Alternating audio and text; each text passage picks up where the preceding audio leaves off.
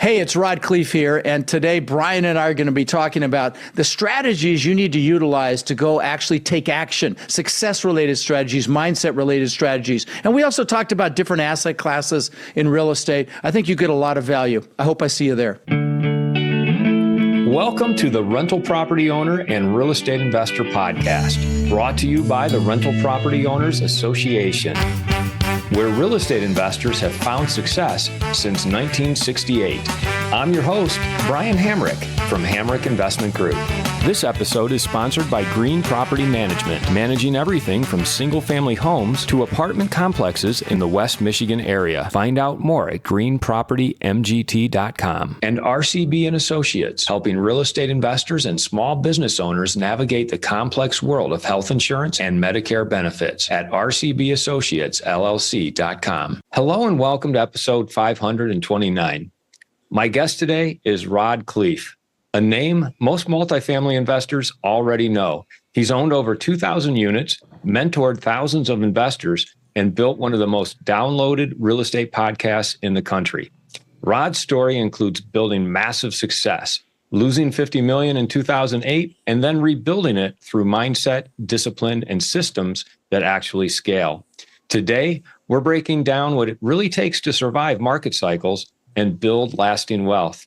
Rod, my friend, welcome back to the show. Oh, it's so great to see you, buddy. I can't tell you what a treat this is for me today. And yeah, well, thank you for having me. And you know, a little update to the bio you just presented. I've owned 2,000 houses I rented long-term, but I've owned quite a few more units than that. You know, I own, I don't know, a few thousand multifamily units. But yeah, I started in single family. And that was the reason for my seminar. I call them seminars. I don't call them failures. But yeah, well, how about if I give a little background about my story? Because I think it'll lend some credibility and context to what we can talk about. Please do. Okay, so you know, I'm an immigrant from the Netherlands. Think wooden shoes and windmills, and immigrated when I was 6 with my brother Albert, my mother's Vancha, and ended up in Denver, Colorado, where I lived for 30 years. And you know, we grew up struggling. We didn't have much. We actually shopped at an expired food store, believe it or not, and I drank powdered milk with our cereal in the morning because it was cheaper than real milk. And trust me, it sounds better than it is. And I remember, you know, wearing hand-me-down clothes from the Goodwill and the Salvation Army all the way through junior high school until I was very tall for my age at 14. I lied about my age at Burger King so I could flip burgers and buy my own clothes, and then ultimately buy my own car when I turned 15. And you know, Brian, I know you've got listeners that probably have it harder than I did or had it harder than I did, but you know, I knew I wanted more. And luckily my mom had an incredible work ethic. So she babysat kids. We always had a house full of kids. And with her babysitting money, we had enough money for food and clothes and things like that. But she was also an investor. So she invested in the stock market successfully with no formal education, but she also invested in real estate. And her first real estate acquisition was a house right across the street from us. She bought when I was about 14 for $30,000. And then when I was 17, she told me it'd gone up $20,000. It was worth $50,000. And I said, what? And this was when $20,000, this was 1977. This is when $20,000 was a lot of money. And I said, you made $20,000, you didn't do anything? Forget college, I'm getting into real estate. So I went out and got my real estate broker's license right when I turned 18. Which you could do back then with education. Now they got smart, you know, you need some experience before you can have your own office and be a broker. And I was smart enough to go work for someone. And actually that ties into the story. I was dating his daughter and I worked for another broker. And he's the one that kind of taught me about mindset and psychology. How really 80 to 90% of your success in anything is your mindset and psychology. And so, you know, fast forward to today, like we said, I've owned over 2,000 houses I've rented long-term. I own thousands of apartment units. In 2006, my net worth went up $17 million while I slept. And you might say, wow. And I said, wow. And I got a head so big, I could barely fit it through a door. I thought I was a real estate god. You know, when that happens, God or the universe will give you a little reckoning, a little smackdown. And that was 2008 and 9. I lost conservatively $50 million.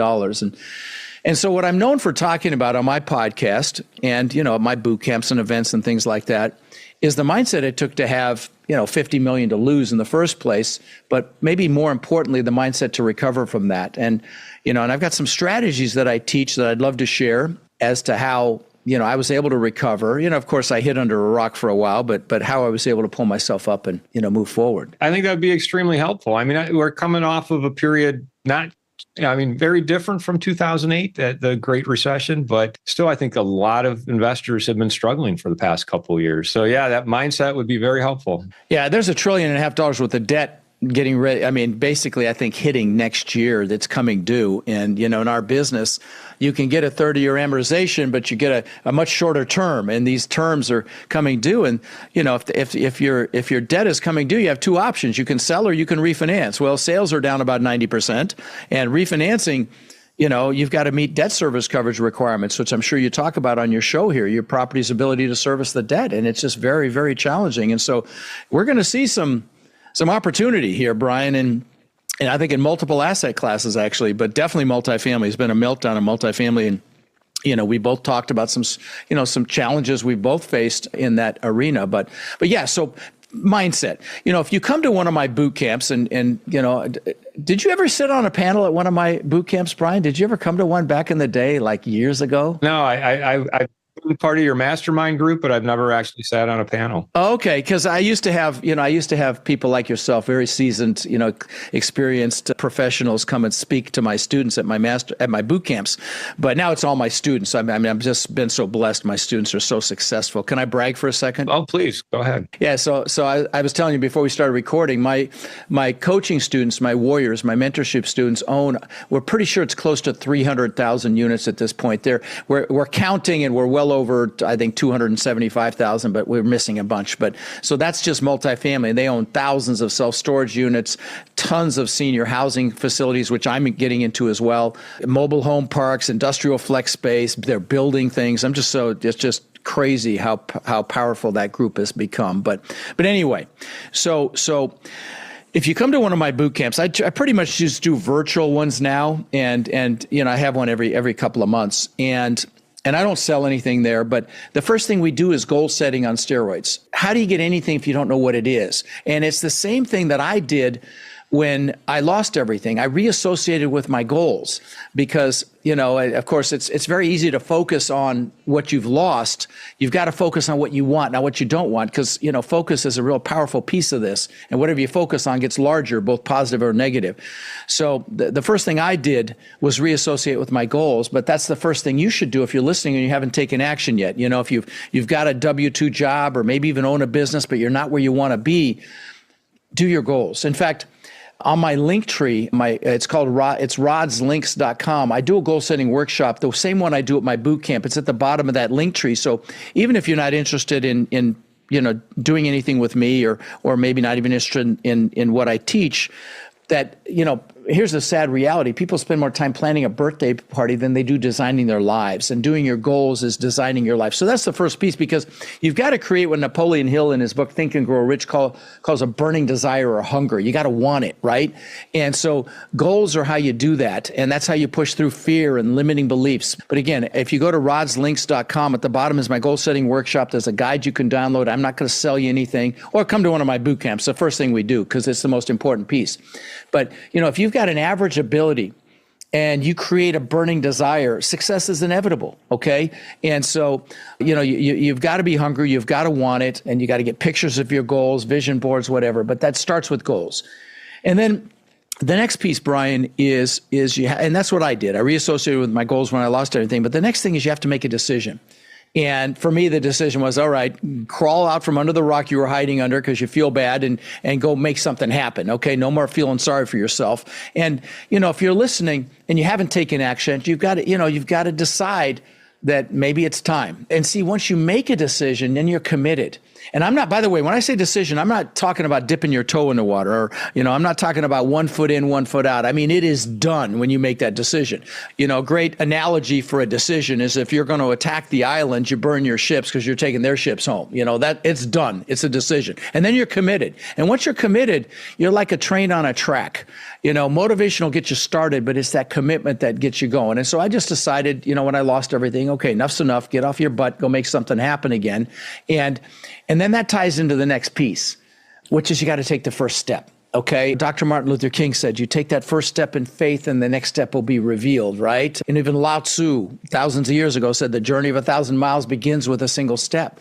But, a lot of people especially in our business, as you know, Brian, are very analytical. And you know who you are if you're listening or watching, and you know how you have to check off every single box before you make a move. Well, you can't do that here, okay? You've got to have some faith. You may not see the whole staircase, but you got to take that first step. And a great analogy for those of you that are analytical is you can drive all the way across the United States at night, headlights seeing maybe 60, 70 feet in front of you, and you can make it. Yeah, you may have some obstacles, but other people have done it before you. And it's the same way with definitely with our business, commercial real estate, because there are a lot of nuances and a lot of things that you have to, learn and get yourself around. There's also a lot of different hats you can wear, so, that's the good thing. It's a team sport, but you've got to take that first step, and I see it with my students. I call it the law of the first deal. It's the scariest. It takes the longest. There's the most stress. Sometimes it's 4 months, 6 months, 8 months, and I'm kicking them in the butt. You got this, go do it, and then they get one. And next thing I know, they have 4. I'm like, what just happened? And they recognize it's all between their ears, right? And so, but here's the thing to remember.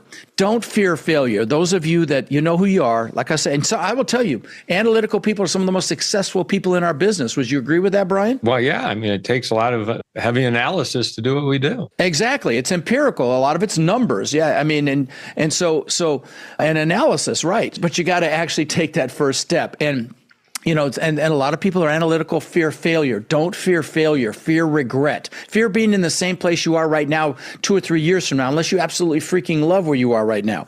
So fear regret. And there was this, I'll tell you a story about regret. There was this nurse in Australia, a hospice nurse, that took care of patients when they were about to die. Her name was Bronnie Ware. And she asked him a question, Brian, and the question was, do you have any regrets? And she actually wrote a book about it. It's called something like The 5 Regrets of Dying or something. It's a bestseller. The number one regret was not living the life I could have living someone else's life, not doing what I know I'm capable of. Fear that. Don't fear, failure. Fear that. I mean, I call them seminars, my failures. That was a $50 million seminar. It was a big seminar, okay, expensive seminar. But, I've built 29 businesses so far in my career. I was shocked when I counted them. I couldn't believe there were that many. Several worth tens of millions of dollars. A couple right now are. But most were spectacular, flaming seminars. So don't fear failure, again, fear regret. So talking about fear, pivoting to fear for a minute, everybody has fear, even successful people. But the successful people push through in spite of it. And, another piece is limiting beliefs. When I immigrated to this country, and I've got them right here just because they're funny. When I immigrated, I got thrown into school and I found out what bullies were for the first time.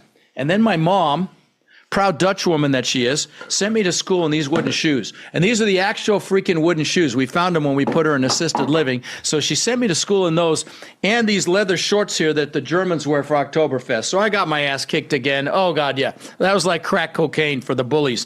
That coupled with some other childhood things caused me to believe that I wasn't good enough. I used to ask myself, how can I show them I'm good enough, And so, and that's a belief system, right? And there's a lot of you, listening, you may have one of these you're consciously aware of, like I'm not good enough. I'm not smart enough. I'm not courageous enough. I'm not old enough, young enough.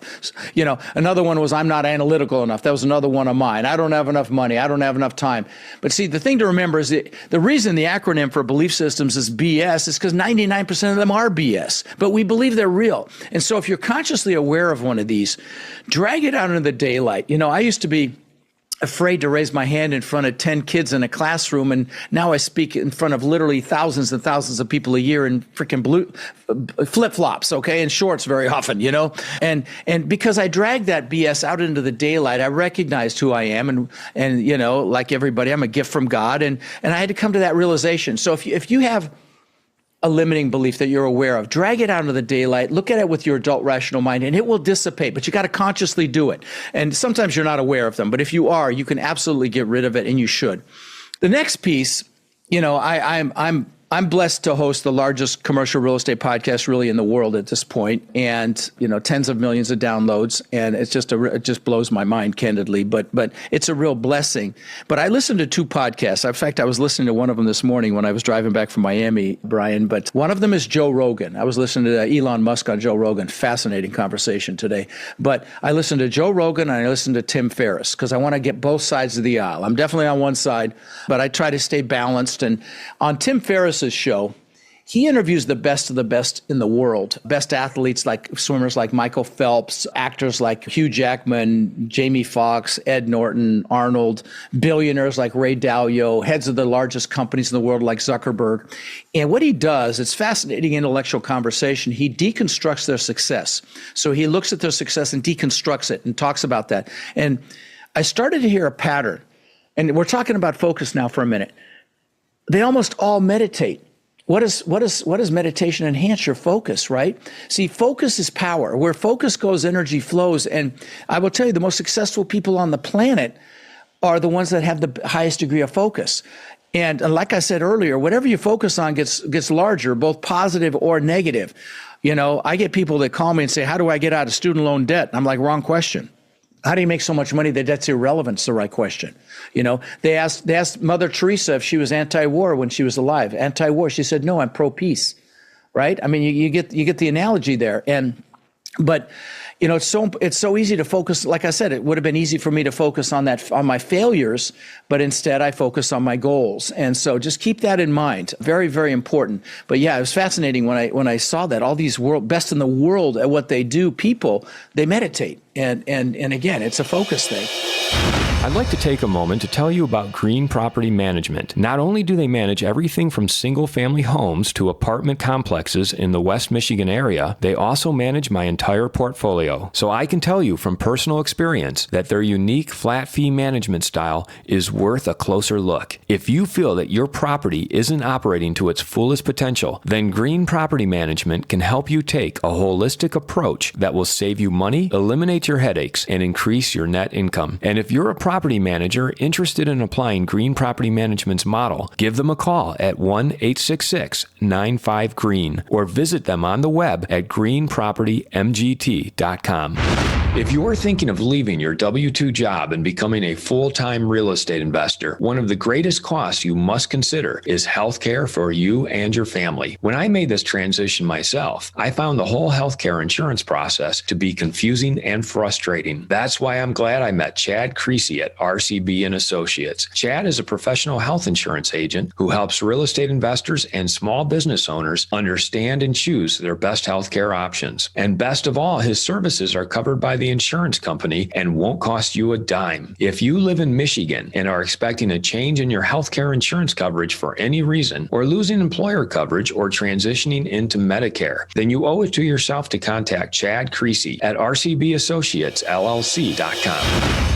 Is that something you do, Rod? Do you meditate? I do. I transcendental meditation with a mantra, and I don't do it nearly enough. You know, they say you should meditate, and when things are really crazy, you should meditate more. And right now things are a little crazy, so I should be meditating more. But it's very, very powerful to get clarity and to enhance your focus. You know, we have so many things that distract us. You know, I don't know about you, Brian, but I'll be sitting watching Netflix.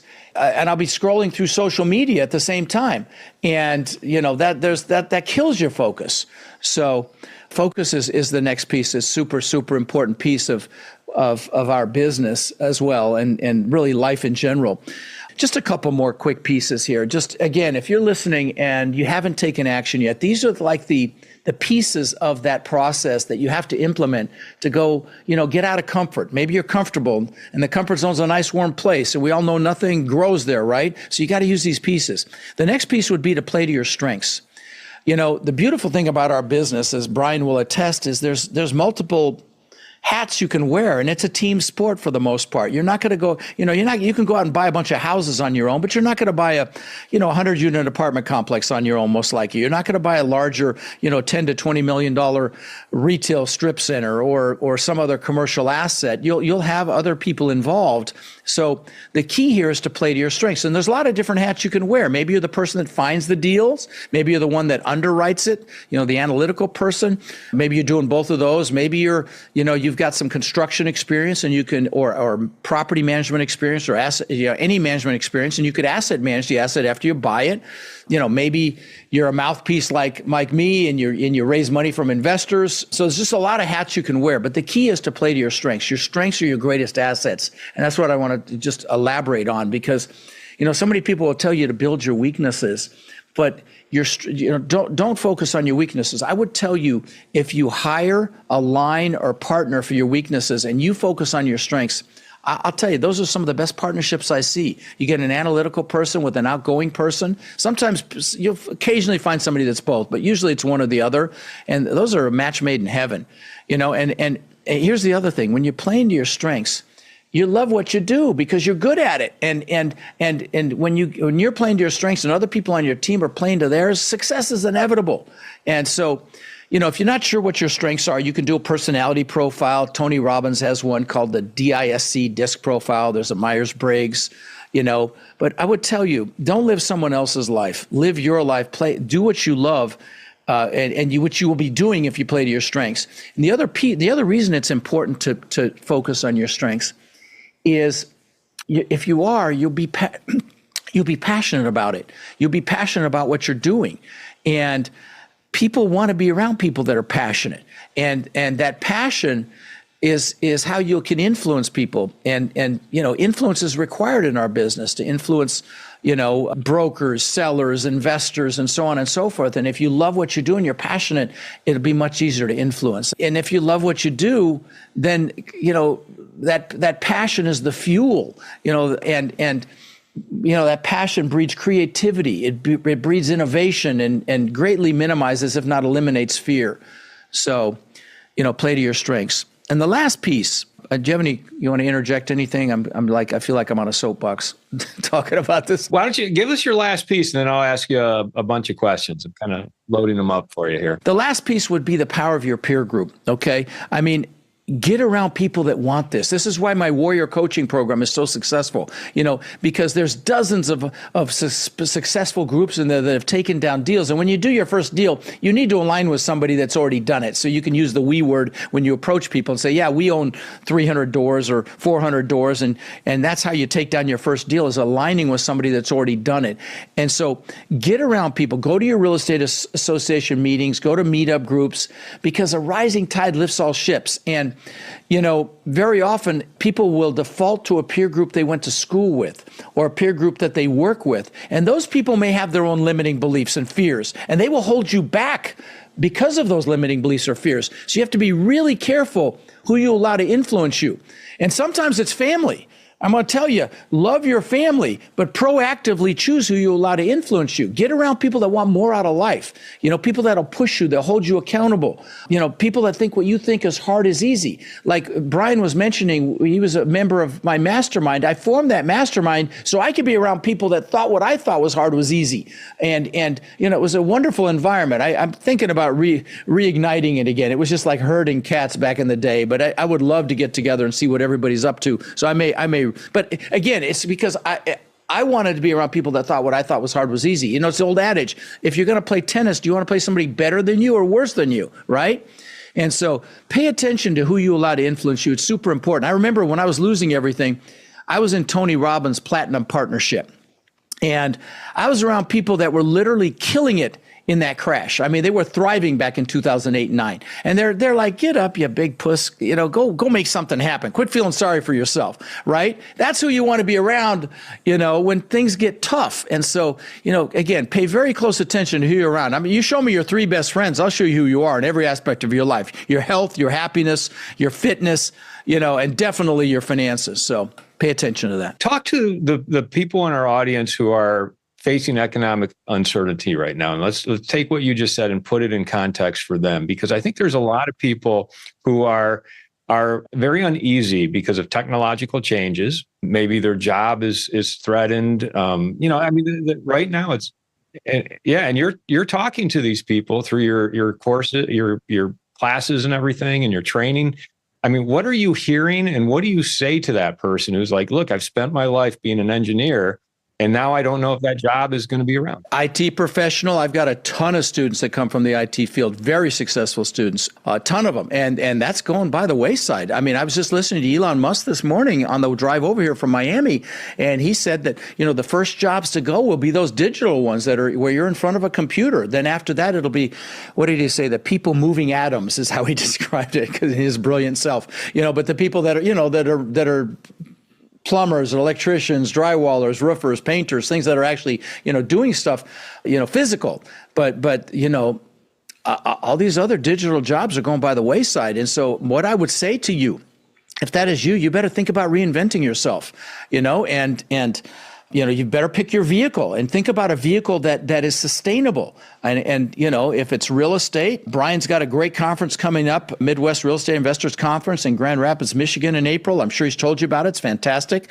And unfortunately, I can't speak at it. I wanted to, but I've got virtual boot camps every couple of months. If you want to learn multifamily, get your butt to my boot camp. I don't sell anything there. It's 2 days of training, and it's right now you can come for $47. In fact, and I guess I plugged it without asking your permission. No, please. I mean, you'll get the opportunity anyway, so please go ahead. And thanks for plugging the Midwest Conference. Oh, of course. Yeah, that sounds like it's going to be a hoot. But you got to pick your vehicle. You got to decide, how are you going to capitalize on opportunity that's here, which is here. There's incredible opportunity right now because there are a lot of operators and deals that are distressed. It could be the greatest transfer of wealth we see in our lifetimes, and across asset classes. We won't even talk about office. Good Lord, do you know what the occupancy rates are in office? I mean, they are like in San Francisco, Phoenix, Austin. It's like 27% vacant. Each one of those, 27 to 30% vacant. Anyway, I would not invest in office. Let me just say that. But there's lots of opportunities, other asset classes. Retail is reconfiguring because of the Amazon dynamic, but retail is awesome. Do you own any retail, Brian? I can't remember. A little bit of retail, yes. Yeah, but you're seeing more fitness centers go in, more restaurants, and not so much, retail, unless it's a big, either a shopping center or an area, I forgot what they call it, but it's all shopping. It's like a shopping hub kind of an area. We have that here in Sarasota. It's beautiful. It's all decorated right now for Christmas, but there's a mall plus a whole bunch of other outlying retail. But whatever it is, you got to decide how you're going to capitalize on this and how you're going to reinvent yourself. You need to be thinking to reinvent yourself, and you need to be thinking about it now, not 2 or 3 years from now, because 2 or 3 years from now, you could be out of work. It could be less than that, actually. And so, think about your vehicle and make a decision. By the way, if you're interested in my stuff, go to rodslinks.com, rodsplural.links.com, and my boot camp site is there. And by the way, if the price is more than $47, just DM me. All my social media is there, and I'll get you the price. Just let me know you were on Brian's show, and I'll get you that $47 thing. And like I say, I don't sell anything. So no excuses. If you want to learn real estate, get your butt there. But yeah, that's what I would say to those people, Brian, is you've got to, look in the mirror, see what you might enjoy doing, and learn it as fast as you can. Study it as fast as you can. Get up to speed and start implementing it. And so, yeah. I've always known you as the multifamily guy. Your training is all multifamily, but you're also reinventing to some extent too. Talk about that. Yeah, because of this meltdown that's happening in multifamily. I mean, expense ratios have gone through the roof. I mean, payroll is much higher, taxes and insurance. Insurance has been crazy. Just had a fire today. Literally just got a call right before this. Had a fire in one of my units. My same asset in Nashville, we had 20 units burned to the ground. This one was just in one unit, thank God. She said, we had a fire. I'm like, oh my God, you got to be kidding me. Anyway, it's just one unit. So I'm shifting to senior housing. I mean, there's 10,000 people a day turning 65, the beginning of the baby boomers. And there's some real opportunity in senior housing. I bought my first ALF in Pittsburgh, actually, about, 2 months ago. And we're pushing to buy 10 in the next 18 months, 10 facilities. A lot of facilities got in trouble with COVID. So I teach that as well. My students own a bunch of it, ton of it. But, I'm interested in that. I'm also interested in mobile home parks. You own some of those, don't you? I've invested passively. Okay. Yeah. Those are fantastic. I've got a real interest in those. I haven't pulled the trigger on anything there yet, but yeah, I'm reinventing too. Yeah. I was totally focused on, and listen, don't get me wrong. I'm still very interested in multifamily. I teach, that's the bulk of what I teach at the boot camp. But I mean, there's incredible opportunity to come. I'll give you an example. I've got an asset, a 200 unit asset in San Antonio, and the one right next door is a little over 300 units, sold for $42 million in I think 2022, okay, or 21 or 22, $42 million. The bank now owns it. They're down to $28 million, okay? And it's the same vintage as the one I own, which is beautiful, down to $28 million.